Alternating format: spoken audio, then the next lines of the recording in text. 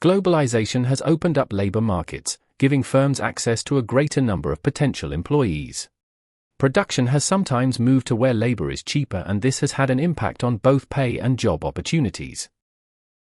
Globalization affects employment patterns by increasing cross-border competition and shifting jobs towards sectors that can operate on an international scale.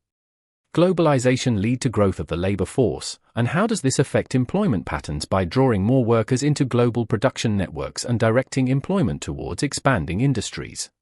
Structural change is the long-term shift in the balance of economic activity as sectors expand or decline over time.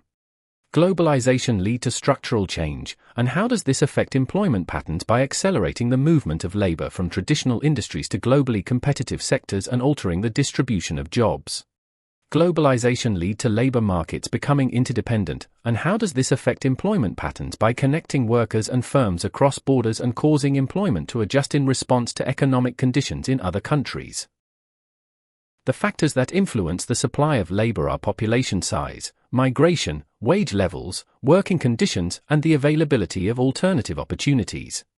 The impact of this on wage rates is that a larger supply of labor tends to lower pay while a smaller supply tends to raise it. The factors that influence the demand of labor are productivity, technology, consumer demand, and the profitability of firms. The impact of this on wage rates is that stronger demand for labor raises pay while weaker demand reduces it. The importance of skills in wage rates is that workers with stronger or rarer abilities can secure higher pay. The importance of training in wage rates is that training increases productivity and leads to improved earnings. The importance of education in wage rates is that higher educational achievement improves job prospects and supports stronger pay. Global competition is rivalry between international firms, which affects wage rates by placing downward pressure on pay in exposed industries. A recession is a period of falling economic activity, which affects wage rates as reduced demand for labor pushes pay down. Redundancies are job losses due to organizational or economic change, which affects wage rates as the increased supply of available workers reduces pay. A trade union is an organization that represents workers, and their impact on wage rates is that they negotiate for stronger pay and conditions. Professional bodies are organizations that set standards for particular occupations, and their impact on wage rates is that higher entry requirements support stronger pay. A minimum wage is the legally set lowest hourly or weekly pay that employers must offer workers. The minimum wage in developing countries is often low due to weaker economies and limited enforcement, and an example of a minimum wage in a developing country is around 125 rupees per day in India.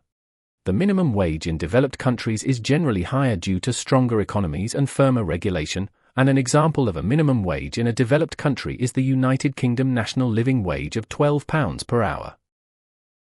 A skills shortage is a situation where employers cannot find enough suitably qualified workers to meet their needs. The impact of skills shortages on international competitiveness is that countries struggle to maintain output and lose ground to nations with stronger labor capabilities. The impact of skills shortages on minimum wage legislation is that governments may raise minimum pay to attract workers into scarce roles. Migration is the movement of people from one place to another for work or living opportunities. The difference between migration within an economy and between economies is that the first involves internal movement while the second involves crossing national borders.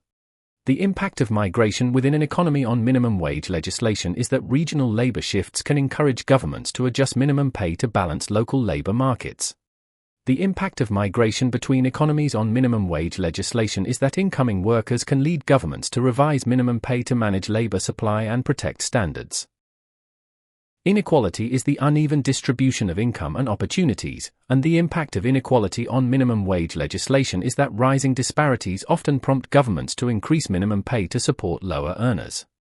Incentives are rewards or motivations that influence behavior, and the impact of incentives on minimum wage legislation is that governments may adjust minimum pay to encourage work participation and improve productivity. Thank you for watching this video on global labor markets. I'll see you in the next one.